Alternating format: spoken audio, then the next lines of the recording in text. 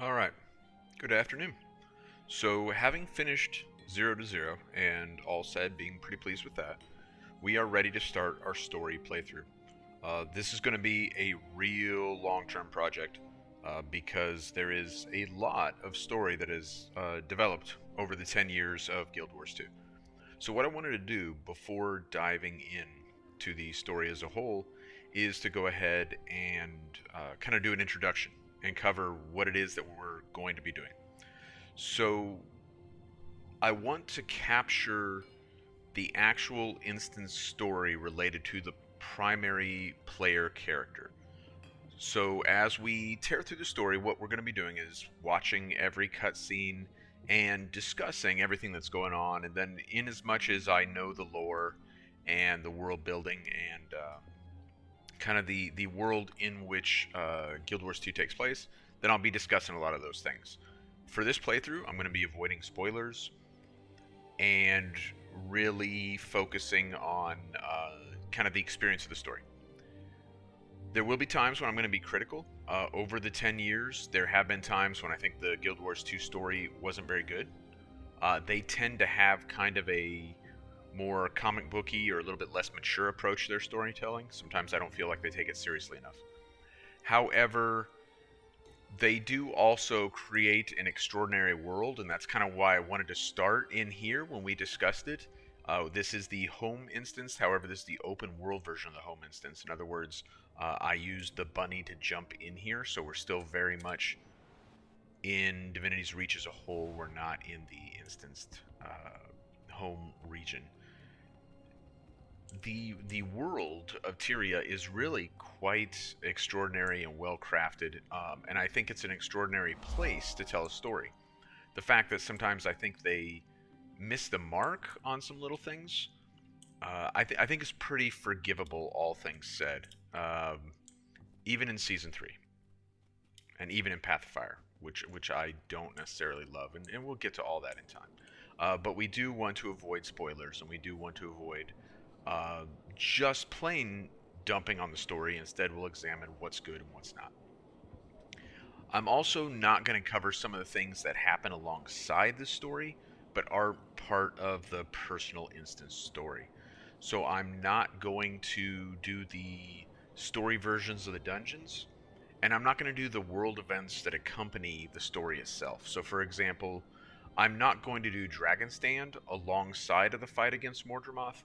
The instance version of the fight against Mordramoth, I think, is adequate to tell the story. The fact that the Pact are fighting Mordramoth and our allies are fighting Mordramoth while that's taking place, I think we can address that without actually going through Dragonstand itself.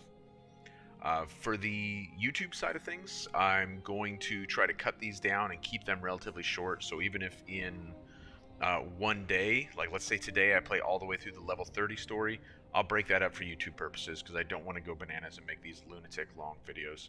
I don't know that that's enjoyable. Also, mentioning the video before we get started here. So in order to create this character, which we already have ready to go, and I'm feeling pretty good about starting the story on her, aside from maybe some accessories lacking, some underwater weapons. We'll grab those real quick. But by and large, she's ready to go, and I'm pretty excited about it. But in order to create this character, I obviously had to already go through the tutorial instance. So for YouTube purposes, at the end of this introduction, I'm going to cut in that tutorial, and that way, for like archiving purposes, so in other words, for capturing the entire story, that will be included as well. It'll be available because I did record it, I did save it, so though the character will look a bit different because we haven't used the makeover kit yet there, that tutorial instance of how we get started will be included and will be part of the storytelling. So let's grab some underwater weapons. I'm not going to worry about the accessories because as we start, we can get through the core story just fine, and then maybe I'll at some point I'll go to some of the living world maps and grab a few of those. We have the currency to already get a couple of them probably off some of like the living world season 3 maps. If we don't, we can certainly generate it pretty quickly. But I think we probably have blood rubies and winter berries from our 0 to 0 playthrough, that will be more than adequate to get us a couple more. And we got fractal relics too from 0 to 0, so we can throw a few accessories on, easy enough. Let's see. It is spear gun and spear, I believe, for ranger. Let's grab a couple of those, or harpoon guns, I guess they're called.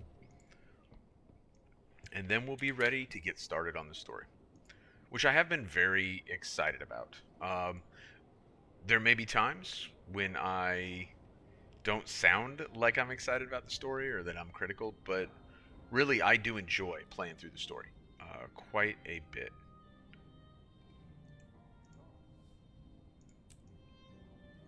That is a wild looking skin, but I like the stats and it is cheap.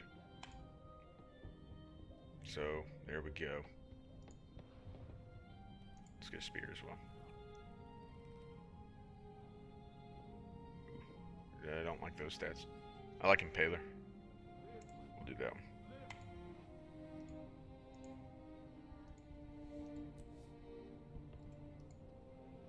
Is it just me, or am I amazing? Alright, cool.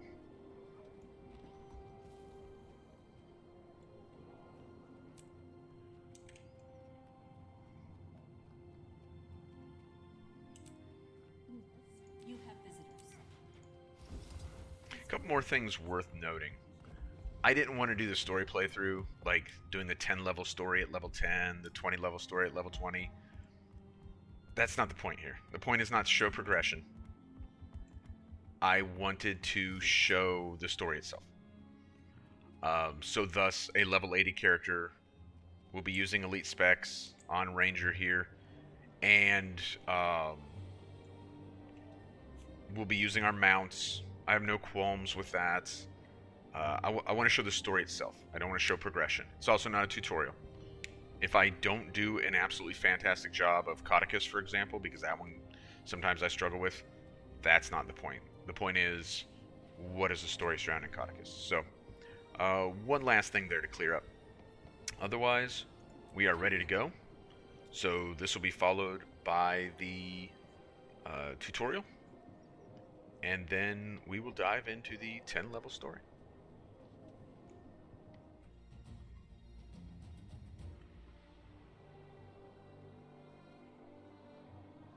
The human race once ruled Tyria.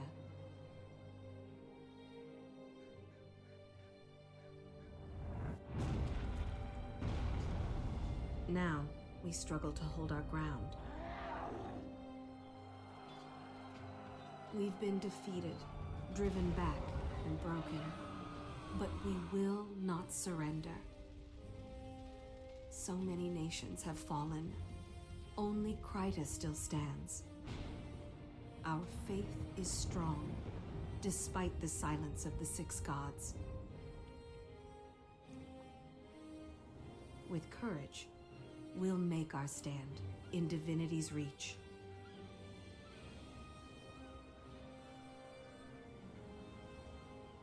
The city is my home. I was born into luxury, a noble of Divinity's reach. And privilege comes with responsibility.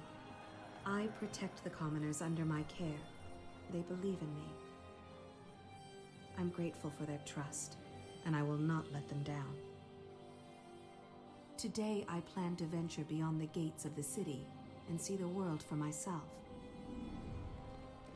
But when I arrived in Shaymor, I found the town under siege by centaurs.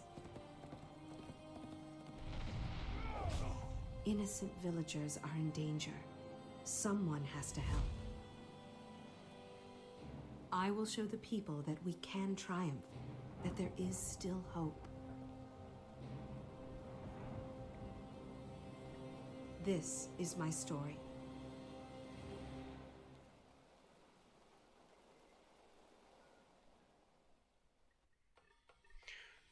So a couple of interesting notes there in terms of the opening cinematic, which we'll go ahead and include here since I'm going to end up cutting this back in for the story playthrough video on YouTube later. One, it mentions that of the various human civilizations, only Kryta remains. Well, that we later will learn that's not necessarily the case, but at the launch of Guild Wars 2, that did appear to be the case. That Cantha and Alona and wherever else had been completely forgotten or were no longer, areas that where humanity still thrived. And to some degree, that was maybe somewhat true of Alona, that it's not an area where humanity thrived, but certainly it's an area where humanity persisted, right? The other interesting note is that because we've chosen to start as a noble, it presents the noble in a certain way, which ideally would be like the best way, that we care about the quote-unquote commoners and so forth. We really don't see that a lot out of any of the nobles in Guild Wars 2, however. Now, it does make sense in terms of starting races and the human race being a good starter, because all of Guild Wars 1 was human. You had to play as a human. You could get some heroes that were the other races, which later manifested in Guild Wars 2. But as playable characters, human was the only option in Guild Wars 1, right? I did consider for story purposes an Asura, but I would much rather play on human, and I didn't think it was worth doing Asura just for a handful of specific instances. So let's go ahead and start moving through. Here is Corporeal Burn to the inn. Okay. So, as a result of the danger, we're going to go seek refuge in the inn. Now, it's very interesting. This is Divinity. These are the gates of Divinity's Reach right here. So we are on the doorstep of what is, ostensibly the human capital. So, I would assume that Jenna is aware that, right outside of her gates, centaurs are rampaging. This would be, in terms of the story, the single greatest success centaurs ever have in terms of their battle against humans, is to get this close to Divinity's Reach. Because that's really, that's not going to end up getting repeated. At least not thus far in the story. Alright, we're at the inn. Sergeant Walters, what's up? Sergeant, there are more centaurs on the other side of town. Captain Thackeray's calling for reinforcements at the garrison. If he's calling for help, it must be serious. But I can't spare anyone. I'll go. Captain Thackeray's never failed Divinity's Reach. If I can help him, I will. Balthazar, bless you. That's the spirit that'll win this war. Good luck. Alright, so instead of taking refuge in the inn, we're going to head to the garrison. That's this right over here. This large citadel, if you will. Which really is quite large in terms of defensive structures within the game. It is comparable, it is larger than a tower in World vs. World, smaller than a keep. So there's your size reference for a garrison, I suppose.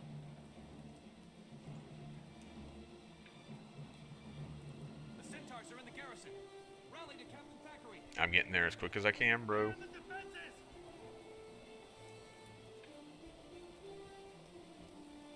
So it looks like it's a little bit of a slow day in terms of people creating new characters. There will be times when you'll go through this opening instance and there will be 3, 4, 5 other people here with you. There may be some waiting on the other side. So folks who are interested in key runs, which is basically doing the level 10 story with a brand new character to get a black line key, deleting the character, and then doing it all over again the next week, they will bypass this portion of the opening. They'll just run straight to where the fight takes place. Get ready. Which we are not doing, since this is part of the story, right? This is how our hero gets started. Up till now, a normal noble, but now making a name for herself in the defense of Divinity's Reach and Queensdale.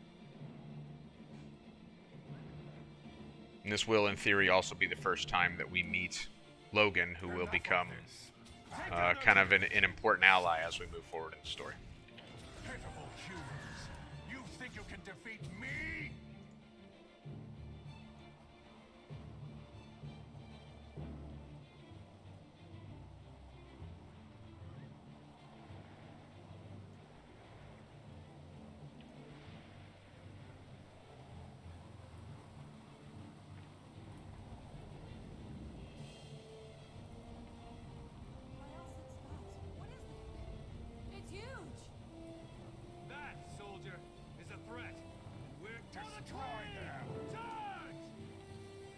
Okay. So this High Sage has now summoned this Earth Elemental, which is going to be a threat to the garrison, with the desired intent of undoing the garrison so that the Centaurs can take Queensdale and pose a direct threat to Divinity's Reach. This is something that we will see, not necessarily in the later story, this Earth Elemental, but definitely in other open world regions where we're dealing with similarly capable centaurs. Fight! Fight for everything you hold dear.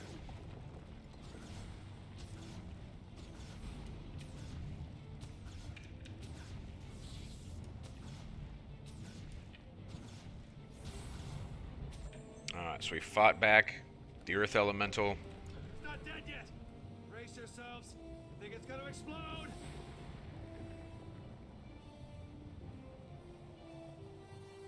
But in the process, we are stricken by a magic explosion that results from the Earth Elemental being slain. So we'll pick it up there. Where am I? What happened? You were injured when the elemental exploded. Captain Thackeray brought you here personally. You've been unconscious for 3 days. You had lots of visitors. Villagers you rescued, some seraph, even a noble from the city. He came by several times. That'd be Lord Farron. He's a good friend. I'll check in with him once I'm fully recovered. What should I do now? Fresh air and exercise are the best medicine. The goddess Dwayna helped you. Perhaps you could help others? Thanks, I will. And thanks for taking such good care of me. Bless you. You'll find plenty to do out in the valley. May Dwayna protect you.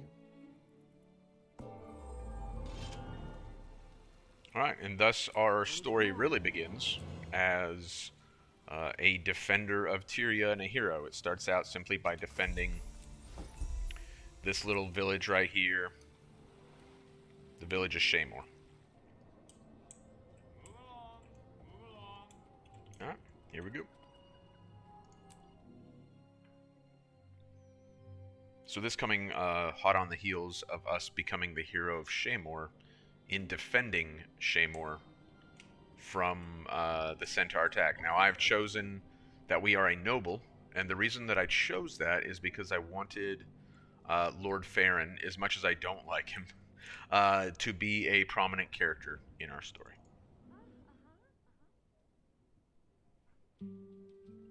The hero of Shaymore returns. Come and see how friends and neighbors alike have turned out to welcome you home. A party, Farron? For me? Or is this just an excuse to get your friends together and see what's in my wine cupboard? Nonsense! Heroes are always popular. These nice people simply insisted on congratulating you and celebrating your brave victory. And you insisted on breaking out my finest food and drink for the occasion.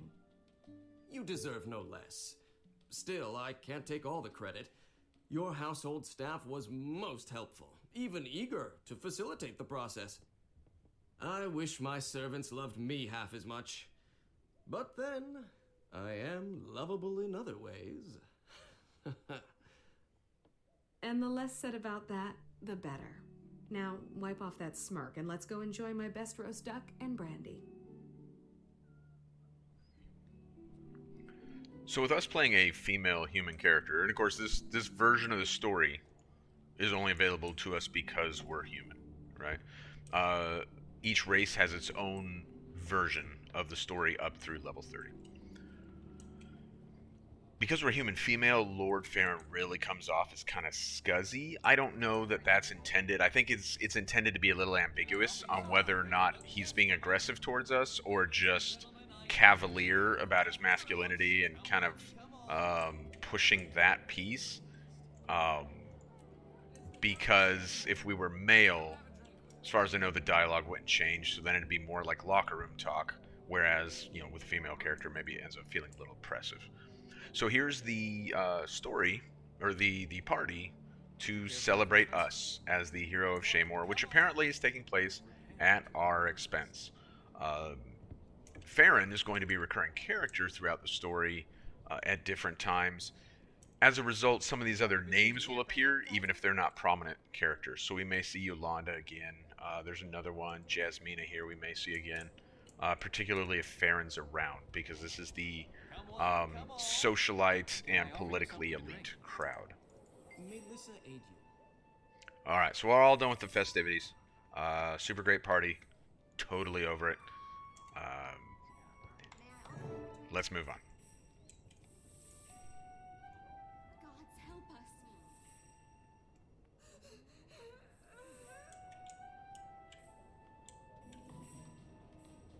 Take your hands off me, you scum! Help! Murder!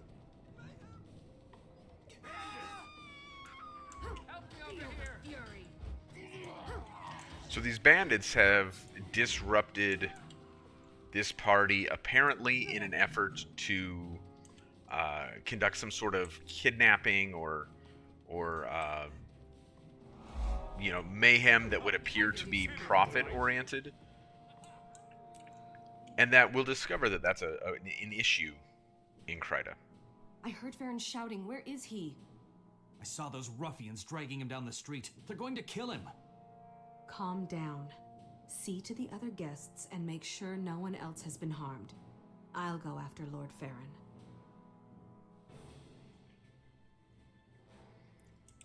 Someone get the Seraph!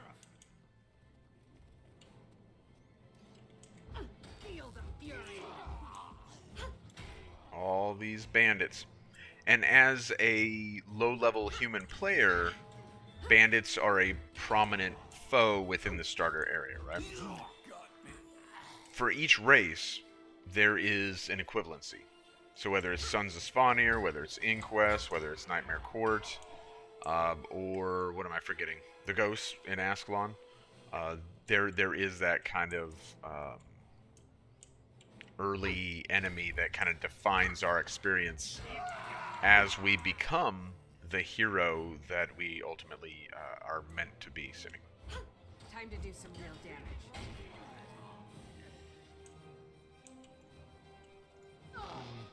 You'll beg me for death. Alright, so we're fighting our way to try and rescue Lord Farron. However much of a... regardless of what we think about his personal foibles, Feel the fury.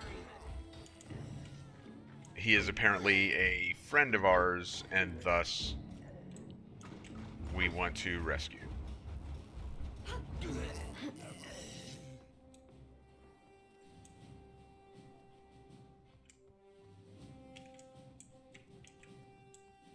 There he is.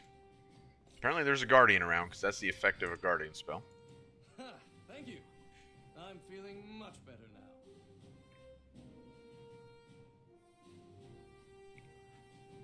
Am I pleased to see you?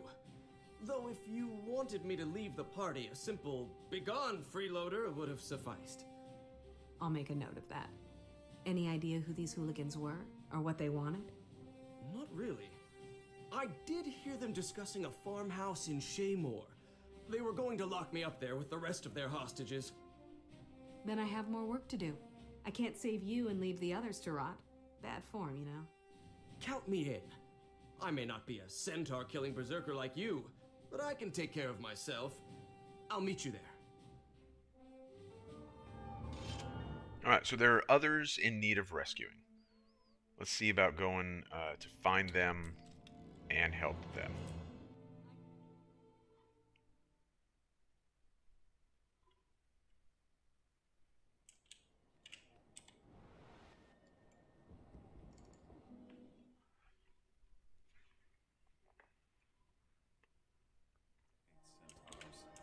Horses are for rent. Who wants a pet puppet?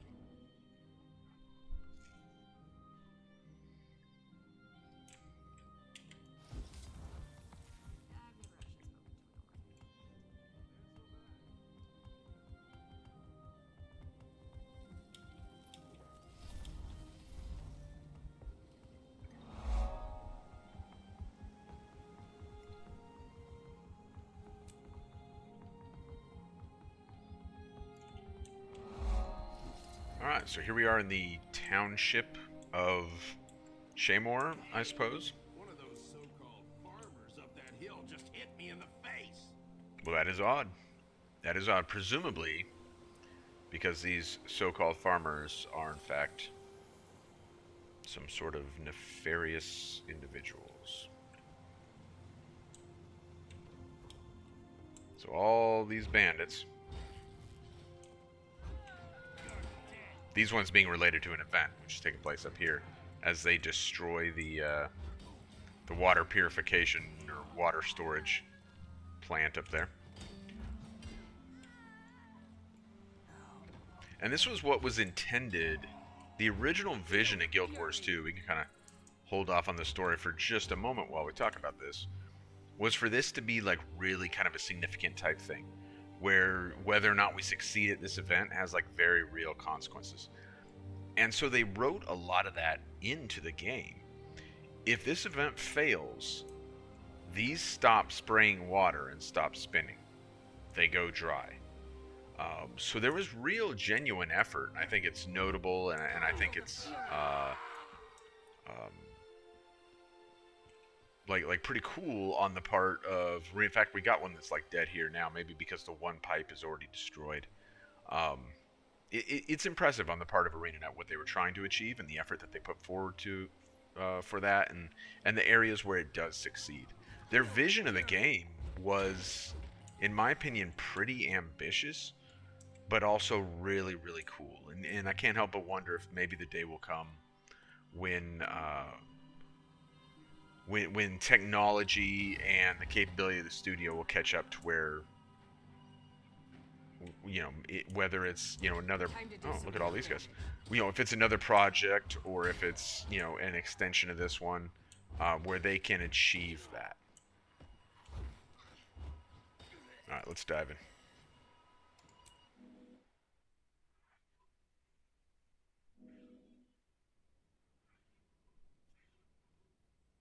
Time to make those louts pay for ruining your party. I've got my good sword, sensible shoes, and my fighting coiffure. What else do I need? You're as ready as you'll ever be. Glad to have you with me, but do me a favor. Stay close. That way we can protect each other. Don't worry about me. Swordmaster Bongo the One-Eyed told my parents I was the best student he'd ever seen. The joke there being, of course, how many of the students did the one-eyed instructor actually see, I suppose. Are you sure it's safe here? We left a lot of wounded behind. They could talk. They'll keep quiet. Everyone knows what we do to a snitch. So there are some indications within the story that the bandits are, in fact, really scary and really dark. So if you, for example, instead of being a noble, if you choose like from the streets, then it gets like it gets darker than like Guild Wars 2 is generally associated with, which I really appreciate. It's a little more like kind of like, you know, Elder Scrolls type stuff there, but it just doesn't. There's something about the way ArenaNet does business that it doesn't necessarily feel that way all the time. So even when they're telling us that these horrible things happened and this person got, you know, because they turned on their bandit gang, because there are various factions of bandits, we learn, that they get dismembered. Well, that's pretty horrible, right? But we somehow. It never gets more than mentioned. It never becomes a prominent part of what's taking place, and thus it never goes down as dark a road as it appears it wants to. Looks like someone's come to kill me, boys. I need some backup! Time to do some real damage.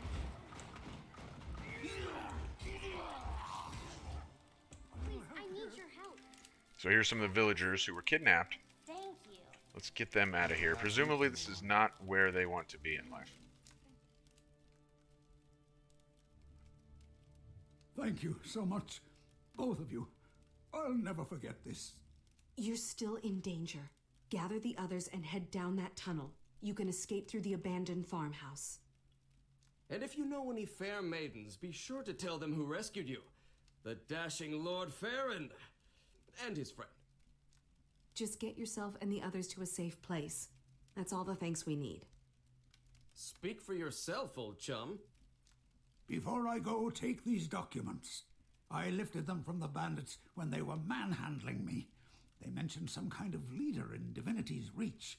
Is that helpful? It is indeed. Thank you. Now, please, go. We'll make sure you get out of here safely.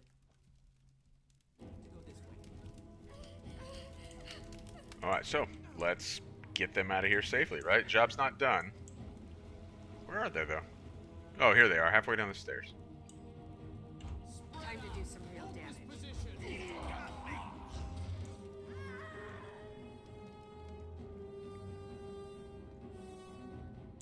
Protect me. Feel the fury. So Lord Farron does, in a way, make an interesting foil of sorts, right? Because our selflessness is amplified when placed next to his selfishness. Time to do some real And maybe that's the intent there.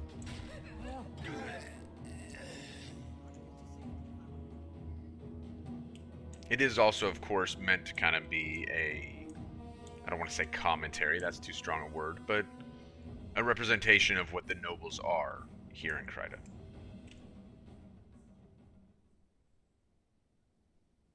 Captain Thackeray, we've had the most marvelous adventure.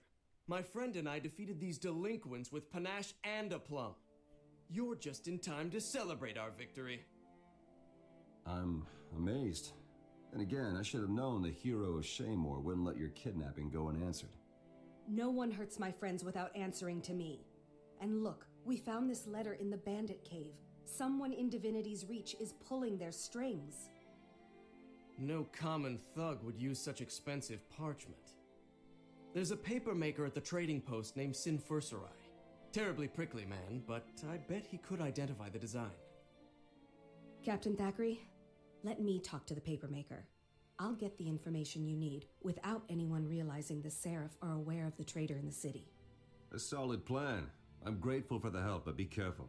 Whoever's behind this plot is playing rough. I'll be waiting in the city to hear what you find. I'll try to keep Farron out of trouble between here and Divinity's Reach. No promises, though. Alright, let's grab our loot and let's talk about this real quick. Is that all unlocked? Alright.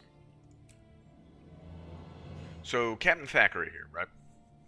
Each race, as you progress through your personal story in the core portion of the story, is going to have a racially aligned figure who is kind of your mentor and supports you and encourages you and is ultimately like proud of you for your success, right? As a human, that's Logan Thackeray. Now, for each of the races, this character is a character that is kind of a pillar or a central figure within Guild Wars 2 that also came from the books, which take place between Guild Wars 1 and Guild Wars 2. So, in the case of humans, that's Logan. If you're Sura, that's Zojja. If you're Norn, that's Air. If you're Char, that's Ritlock. And if you're, what am I forgetting? Sylvari, then it's Kaith, right? And these characters even appear in the tutorial, and they're with you all the way through, right? What's interesting about Logan is, for me at least, is so here we have him, playing the role of almost like a law enforcement type figure, which is associated with his job in Divinity's Reach. But he's also very closely affiliated with the Queen and seems to be something of the Queen's protector. Now, it's interesting because that's not really the role of the Seraph. The Seraph maintain order within and around Divinity's Reach. The role of acting as kind of the right hand of the Queen and protecting the Queen would normally fall on the Shining Blade, and we'll learn a bit more about them later. So there's a little bit interesting blurring of the lines here when we look at Logan, but that may just be an opportunity to tell a story and to create a character. It may not be that we're intended to kind of read that deeply into it so much as more look at who Logan is. This is a very important person here within Kryta and is someone who is extremely capable. Right? I think that's a very important takeaway for all the races, like mentor figures, is that they are heroes in their own right, heroes of renown, in fact, and extremely capable.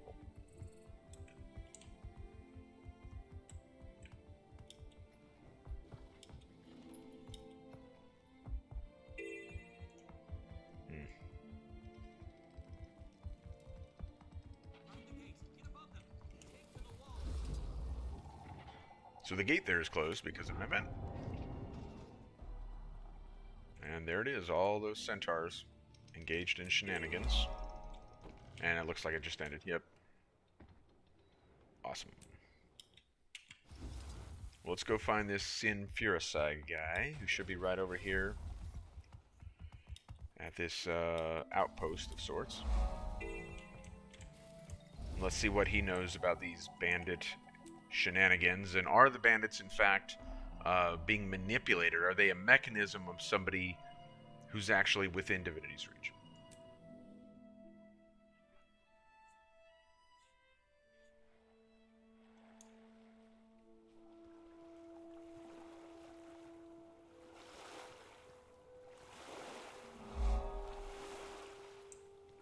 We had a deal, you thick-headed sap.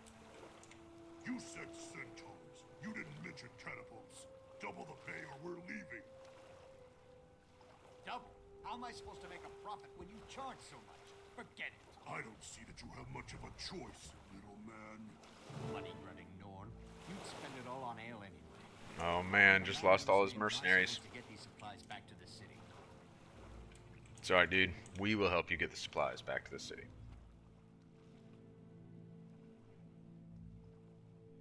You there. You look like you can handle yourself in a fight. I need to get to the garrison, and my oafish guards just turned coward. What do you cost? Cost? I'm not a mercenary. I'm here to ask for help identifying the craftsmanship of a piece of handmade paper. If you found quality paper in Divinity's reach, I can assure you, I made it. Reams of paper are like snowflakes. I know my pages as well as most people know their children. Can you tell me who bought a particular piece of paper? I'm investigating the matter for the Seraph. Yes, I could. But why should I? I'm a resident of Lion's Arch. Your queen's got no authority over me. And my clients expect discretion. Please, it's very important. Can you make an exception? I'll make you a deal. The road to Shaymore is dangerous these days. Protect me until I reach the garrison, and I'll tell you what you want to know. Let's get started. I need this information as soon as possible. Got to get away from these unclean masses. That armor merchant smells like a seasick crate. Poor Sin. Rough environment for this guy.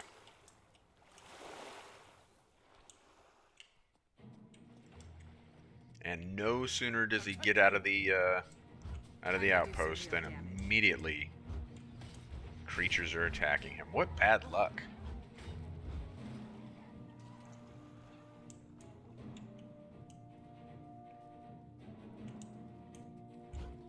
Protect me!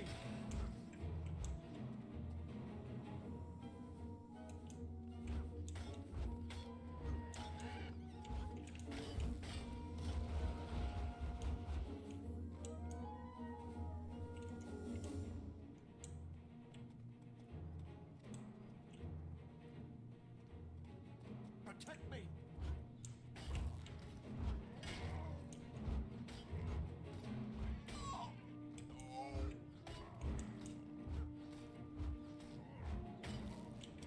Of course, there will come a time in the story when auto-attacking with axe is no longer adequate. Right now, however, it is.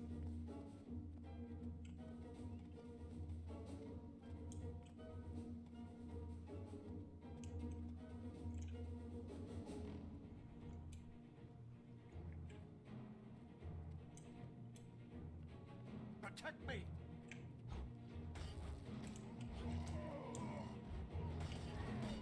Me!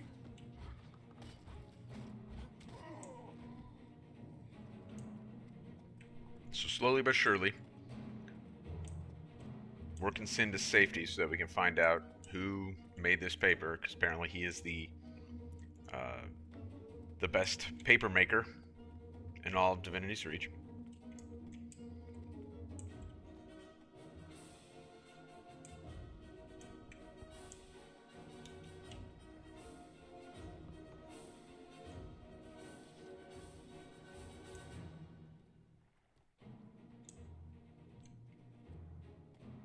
The centaurs have erected catapults!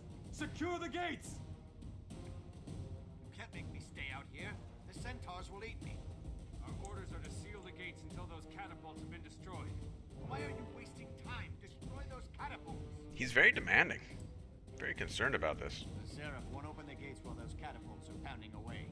Do what you do best. How do you know this is what I do best? Alright, let's do what we do best. So there's so much opportunity, both from a storytelling standpoint and from a gameplay standpoint, in terms of how effectively ArenaNet has implemented like siege engines into the game. And of course, if you're a World vs. World player, then I'm preaching to the choir there because you know how siege works. There are times in the story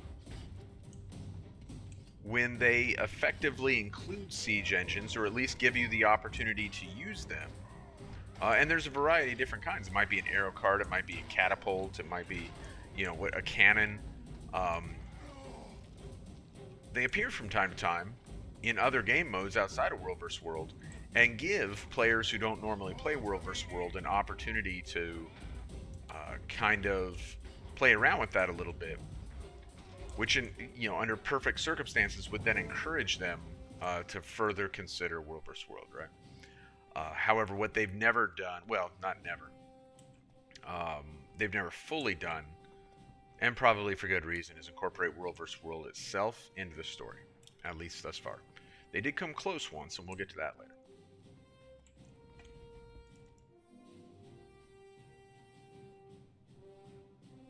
Very well. I held up my end of the bargain. You're safe. Now, tell me who bought this paper. Safe? Barely. I feel like I was run over by a herd of marauding Dolyaks. That paper was made of pulp from the Severine tree. It's one of a kind. I sold it to Minister Zaman. He has exceptional taste. Thank you. That's all I needed to know. You might be called as a witness if Zaman is brought to trial, so don't leave Divinity's Reach. How very quaint. If the Ministry sends a formal summons, I'll come. At least they'll use decent parchment on the subpoena. He really almost has like a paper fetish. It's really quite odd, isn't it? Okay, so we're chasing clues here, aren't we? We now have identified a minister, so a nobleman, essentially within the Crichton construct. That's almost like saying, like a senator. We've identified a senator who appears to be involved in providing directions or some sort of guidance to the bandits. So this is a serious thing, right? Speaking of opportunities in the story or in PvE to play with what is largely a World vs. World thing, right here we got catapults. Can we use them? Not to full effect.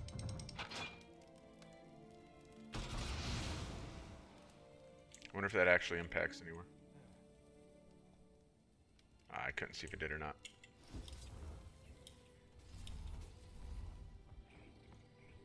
Still, fun that they're there. A shame that we can't fully aim them the way we'd like. There are other places where you can, though. Cannons, for example, there's actually a hero point. A core hero point, so worth 1 versus worth 10. In Bloodtide Coast, where you fire cannons.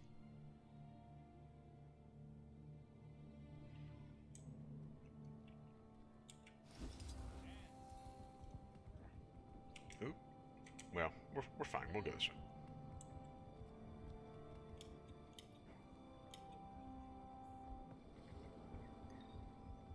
Tell you what, we'll grab this since we're down here.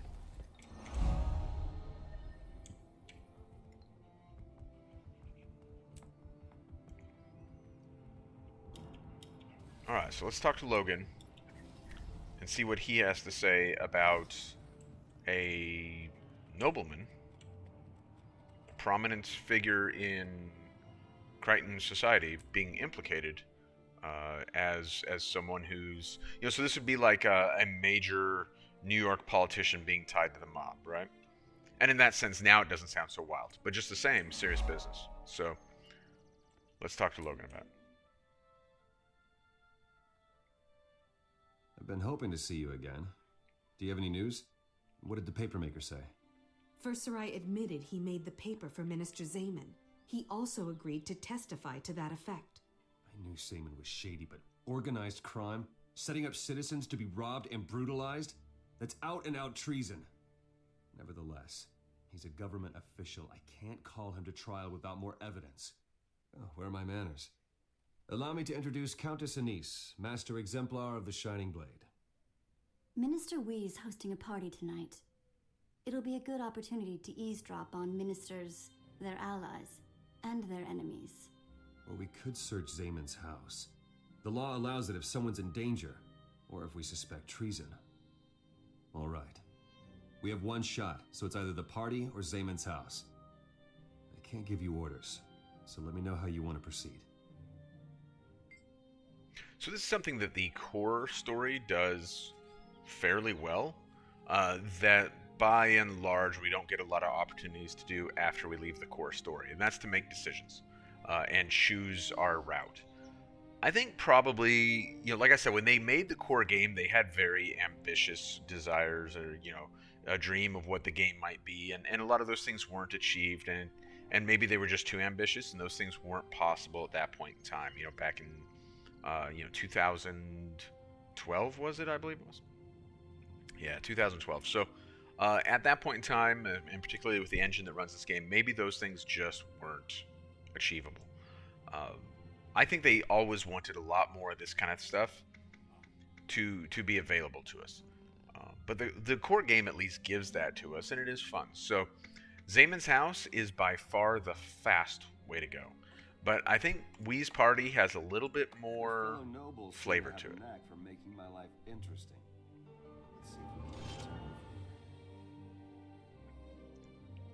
Now, I haven't actually done the party in a long time, so it'd be kind of fun to go through and see if we can, you know, we can make the most of the party experience. Because I always search Zaman's house because it's fast. Haven't done the party in years.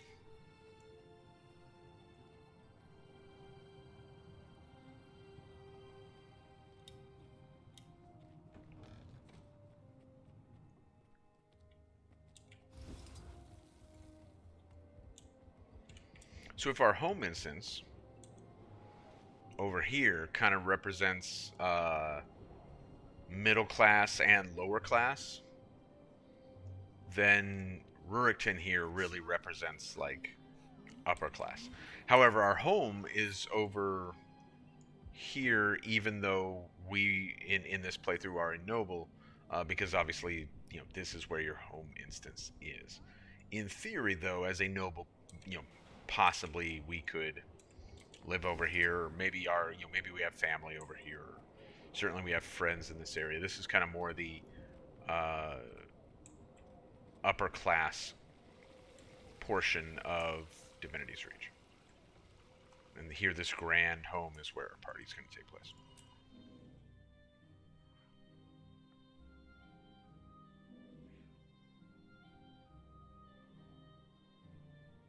This will be delightful. Having the hero of Shamor on my arm will make tongues wag. Thank you for letting me join you this evening, Countess. I'm always willing to do what I can for Queen and country. That being said, let me offer you some unsolicited advice. First, mingle. Speak to everyone. You never know who'll say something they'll regret later. Second, don't limit your conversations to nobility. Servants and guards see everything. Understood. I suppose it goes without saying that I should be discreet. You catch on fast. Go on and charm the masses. You know where to find me if you need me, pet. So in many ways, I do quite like Countess Anise. She's written maybe a little bit extra for what she is. Like sometimes it's a little bit over the top, but it is kind of a fun role as well. May Melandru guide you. Would you care for an appetizer?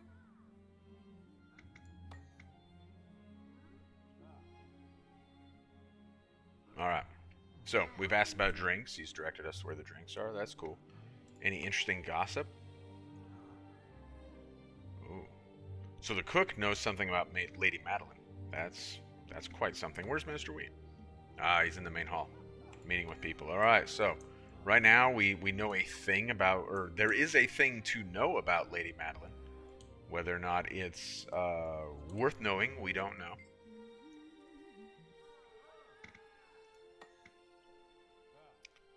So Lord Farron, quite enamored with Baroness Jasmina. This is an ongoing thing. Wherever Farron pops up, there's going to be some, debutante with him or something like that. Who cares, right? It's a Farron thing. All right. What's Minister Wee got going on? There's always time to talk. He doesn't need to flatter us, right? Because we are naturally humble. At least, and at this point in the personal story, the character really does appear to be, like, genuinely humble. Now, that wouldn't necessarily be true if you're playing an Asura, for example, because Asura are not naturally humble. But as the human character, we certainly appear that way. That doesn't seem to stick, though, as we kind of become the chosen one, which happens in a lot of games. But I like that kind of dialogue. But it ended the conversation. Were there more? Oh, it ended the conversation completely. We can't even pursue some of the other dialogue lines. What about Lady Wee? What does she have to say?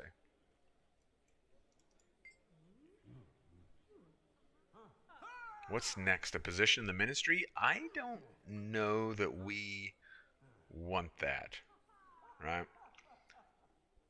But let's not close it out, right?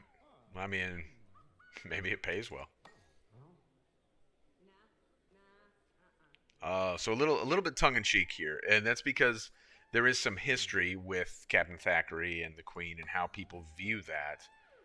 It's viewed as kind of, everyone believes that Thackeray has this, or Logan is his first name, has this unrequited love for the Queen, and probably does. There's a lot of indications in that. We'll get to it later. Let's hope this party ends better than ours. Yeah, I mean, that's good call, Baron. The Baron looks ridiculous. That is a ridiculous-looking individual. His hat is really quite over the top.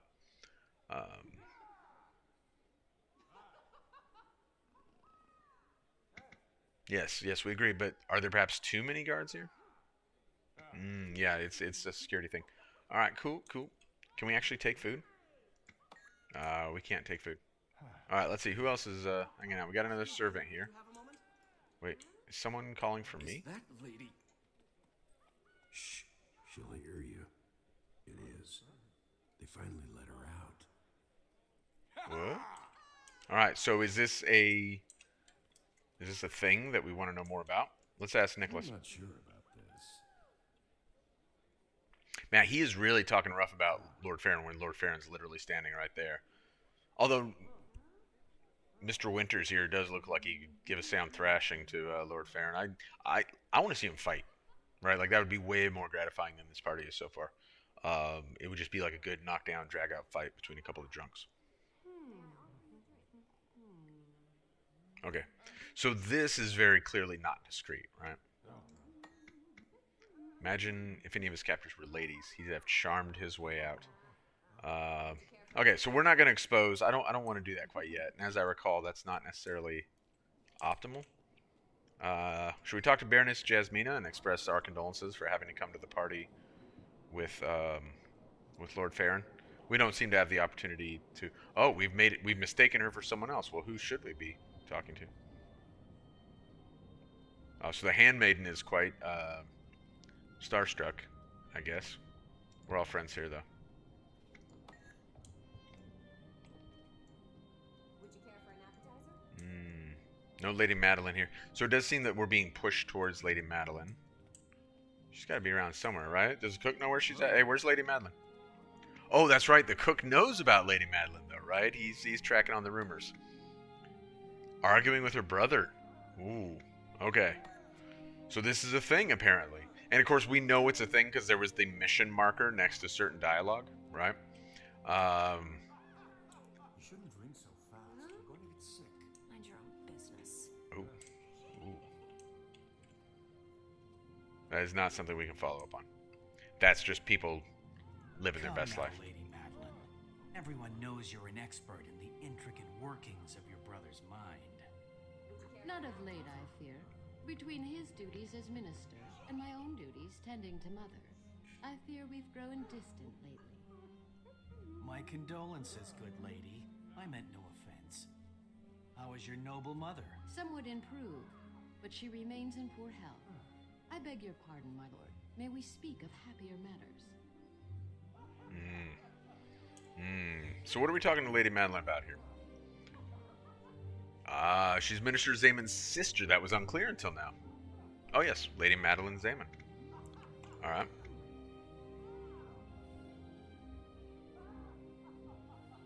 Oh, but she lives in the countryside. So he's doing his thing, and she's just kind of been dragged here for the party, but prefers to stay out of the social life. Well, that's commendable. Me too. Actually, I prefer to avoid all social life.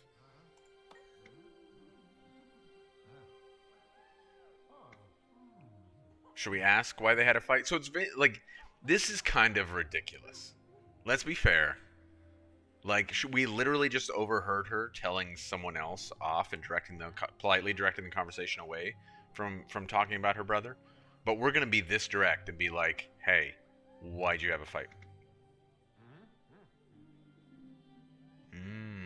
So she saw Minister Zaman giving, or Julius apparently is his name, giving some guy, a strange man, some papers. So he's using his mom's house as like a stash house kind of thing. But he won't discuss it with her. A trial. We're so, like, that is the opposite of being discreet when we talked to Anise about being discreet. Don't you think? I think. Where are we going up here? What's going on upstairs? Excuse me. Do you have a moment? Sure I do, Reth. What's up? We did earlier discuss about how there's a lot of guards. And it's not normal. Not certain why they're here. Ooh. Alright. So, Ministry Guard Reth is apparently willing to consider discussing the matter with us, or his suspicions at least. And remember, Anise told us to talk to the guards. But we need to get him a drink. Because he's an alcoholic. And easily plied with alcohol. May I offer you a drink? You can, thank you. Now, if we were really good, what are we actually holding here? We're dumping like some sort of rosé on the floor. There is a mace skin, and there's also a focus skin that are both alcohol bottles. They both look like bottles of like some sort of, I don't know, one of them looks like absinthe or something. The other one kind of looks like a scotch or whiskey. If you're a guardian, you can wield simultaneously a mace and a focus and look like a huge booze hound. It's actually very entertaining.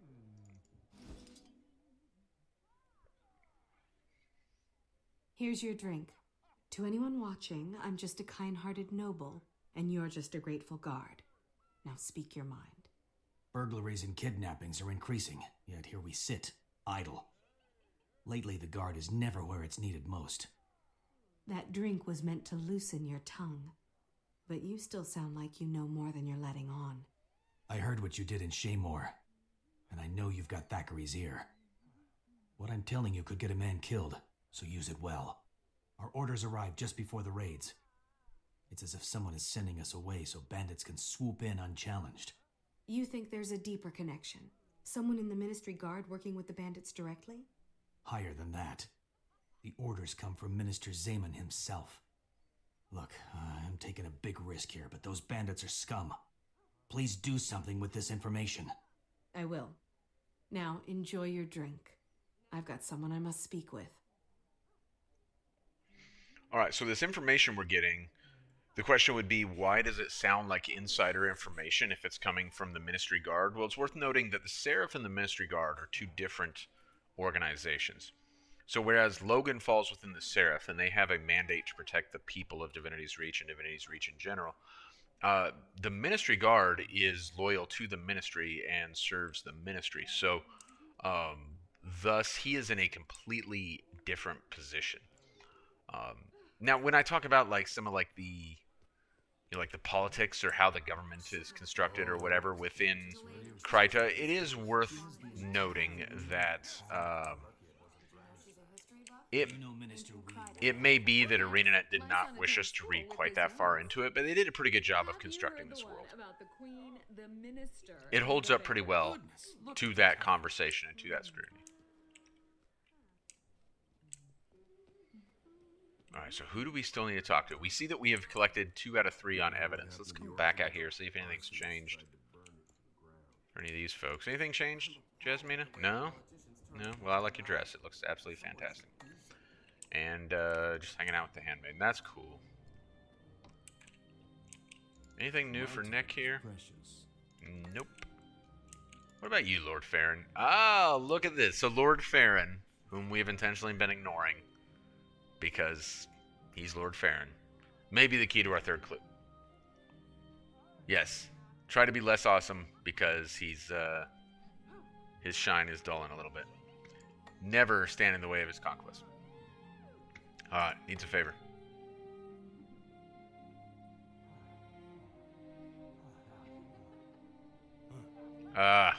So are we going to hook him up with Baroness Jasmina?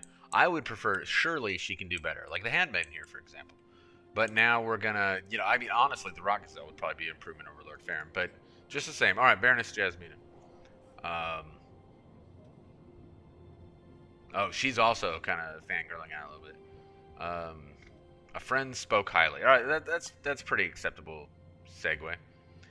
Lord Farron, I know he seems slicker than Delvanil, but he's got a good heart. Does he? I don't think we have any indications or any reason to believe that Lord Farron has a good heart. However, apparently we, as a noble woman, are we've been lifelong acquaintances with him, so maybe he does, and we just don't see it here within the story. Might have been too harsh. Give him my regards. All right, let's go give Farron her regards. True friend. Right. Tell me the important thing. How did he confirm it? Ah. Okay, well, so whatever was going on there, whatever shenanigans Farron was up to, he claims to have seen firsthand that Zaman was out and about and associating with nefarious people. All right, so we got our 3 clues.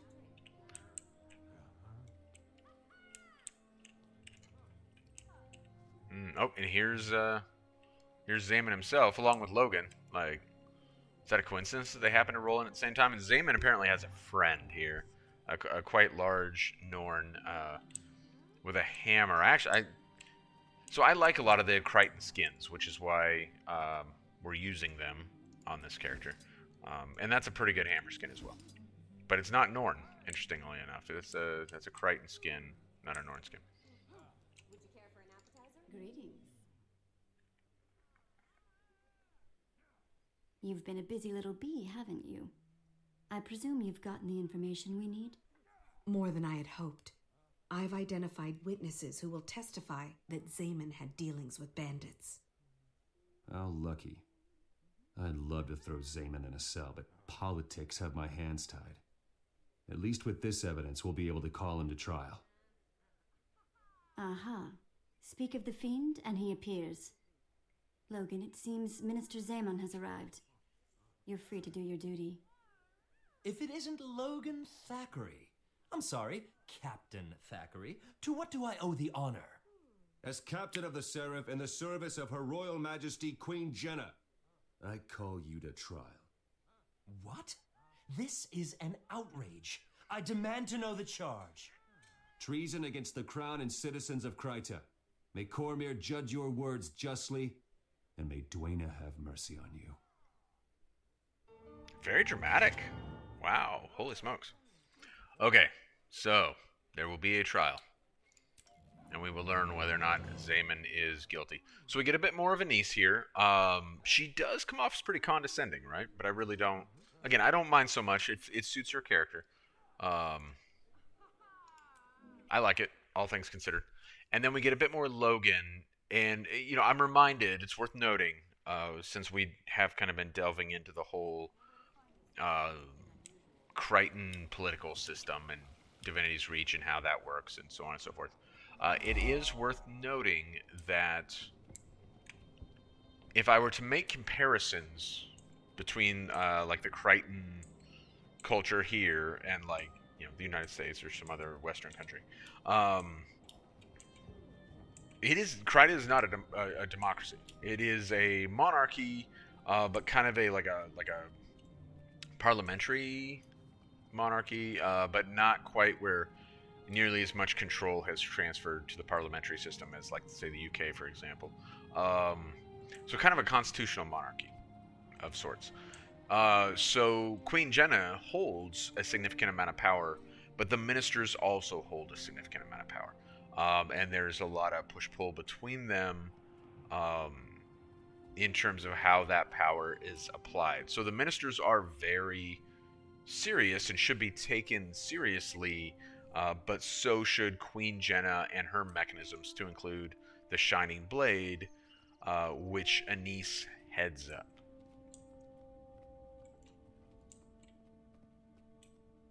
And this is the trial. We are now here to attend the trial.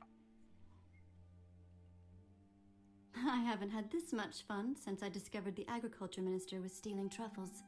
I remember that blustery old fool. He swore that his pet pig had dug them up by accident. The tricky part was telling him from his pig. Now then, my young friend, are you ready to present the case? I've gone over everything a dozen times. Unless something goes horribly wrong, we'll get our man. At this rate, Queen Jenna's guaranteed to notice you.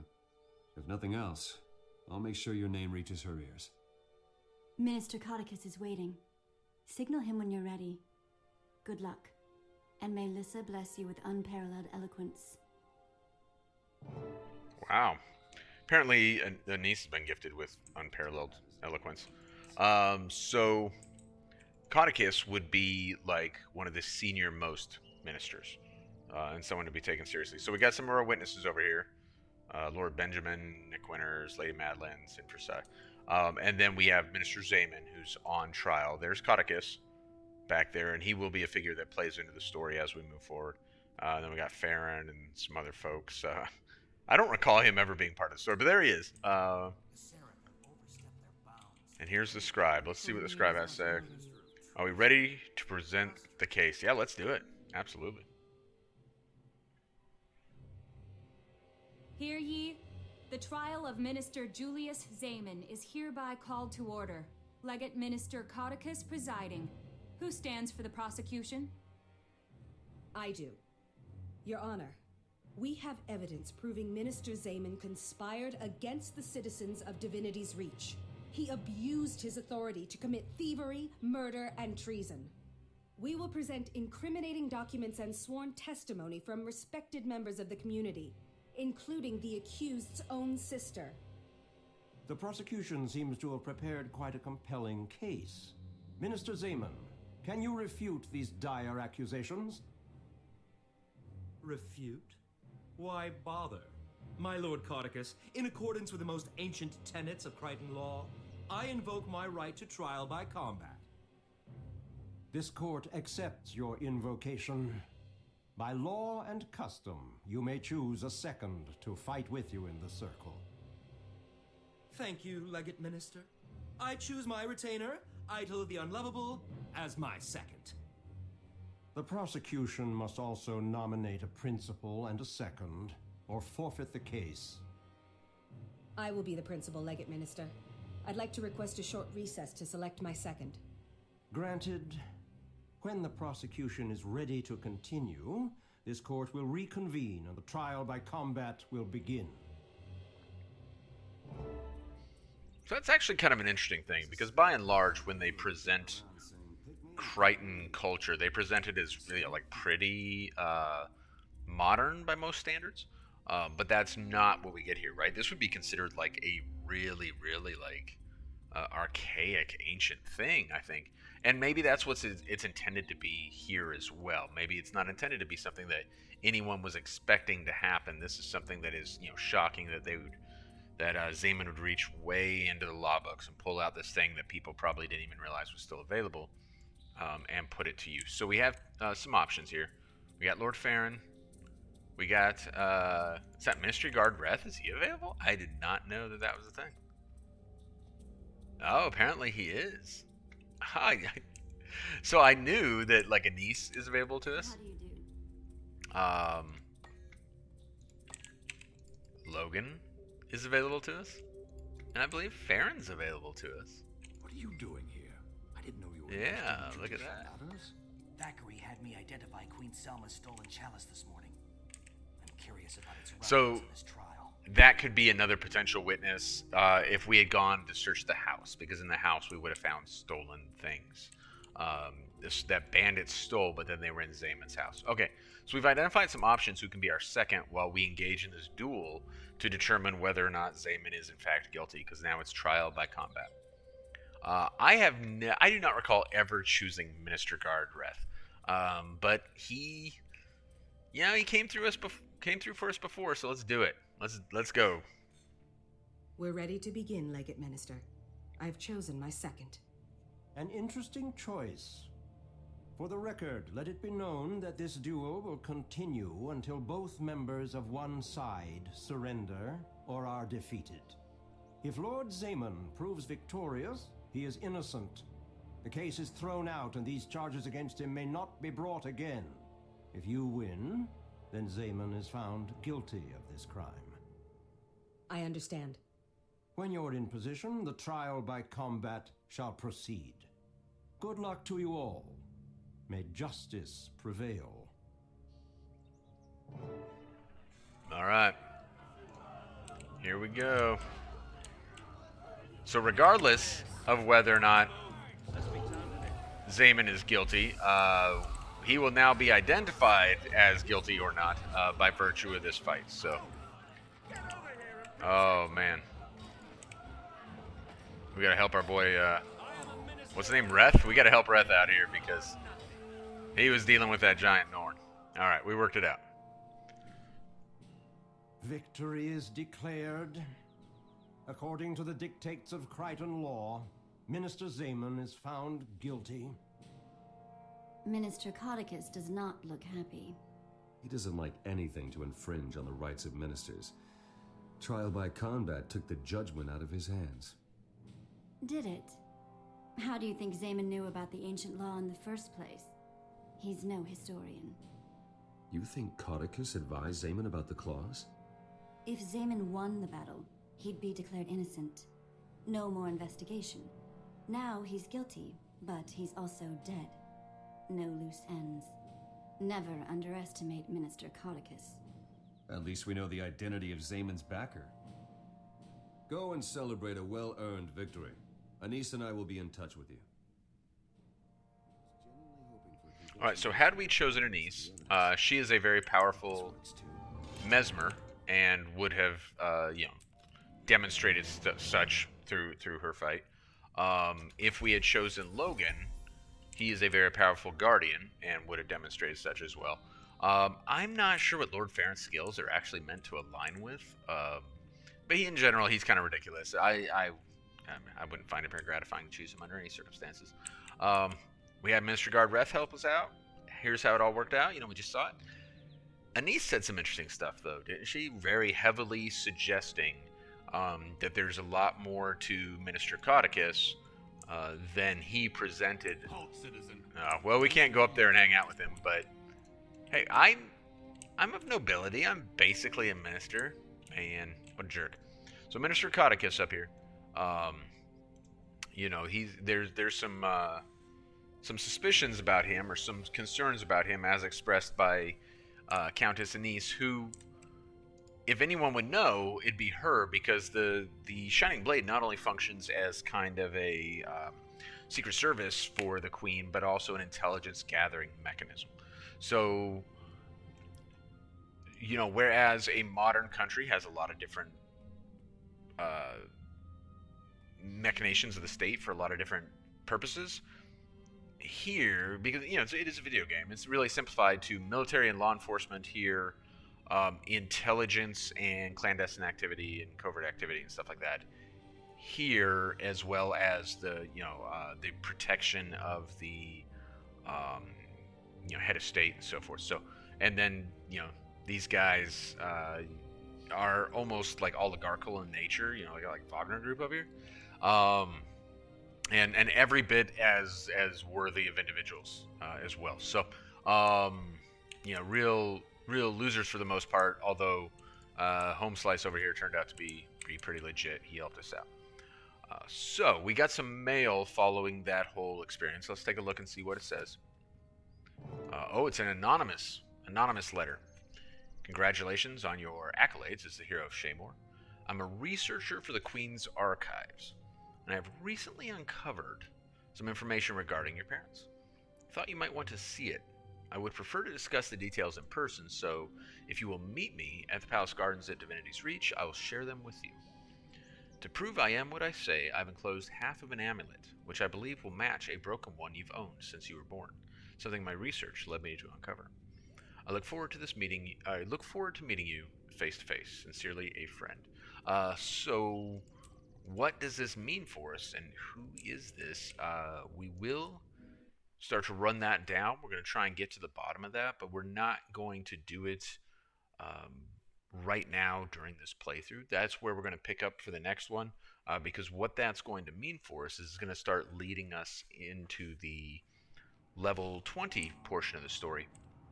And I want to tackle, you know, the entire level 20 portion in one playthrough, because these early portions are pretty short, and we can get through the you know, get through that entire part, versus, you know, later on when we start getting to more you know, towards the end of the core, and then when we start getting into Heart of Thorns in Season 3 and so forth. Well, we won't get to Heart of Thorns for quite a bit, because we still got Season 1 and 2, but even there, they're going to be much longer instances, and we might do it an instance at a time. Here, for 10, 20, 30, we can knock it all out, each level phase in one playthrough. So we have completed the level 10 playthrough. We've learned a lot about kind of what the world of Kryta is, or the nation of Kryta within the world of Tyria, and the ministers, and kind of some of the nefarious activity happening, and then the role of the bandits within that. So next time we're going to follow up on this mysterious letter we got, and find out more about our parents, who died when we were quite young. Maybe we're nobility by virtue of the fact that we were adopted, because what we're going to learn is when we were quite young, our parents were killed, and that's always been a mystery to us. So that's where we will pick up next time. So I appreciate you joining me as we start our story playthrough, and I look forward to it.